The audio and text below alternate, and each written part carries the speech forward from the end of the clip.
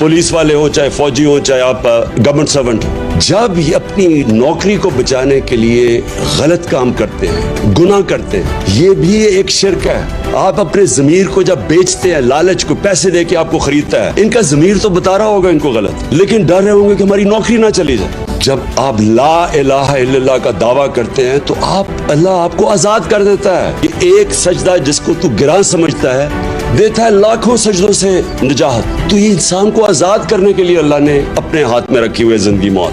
बात सिर्फ ये कहने की, ये कानून के ऊपर समझते हैं अपने आप को, ये समझते हैं कि ये कानून सिर्फ कमियों के लिए है, ये सिर्फ आम लोगों के लिए कानून है, हम कोई बहुत ही खास चीज़ है जो कानून से ऊपर है। और ये सबसे बड़ा मसला है पाकिस्तान में। सारे खुशहाल मुल्कों के अंदर एक चीज़ है, कोई कानून से ऊपर कोई इंसान नहीं। मेरे पाकिस्तानियों, जब तक हम अपने मुल्क में इंसाफ कायम नहीं कर सकेंगे, पाकिस्तान तरक्की नहीं कर सकता। और ये है इस मुल्क की जंग।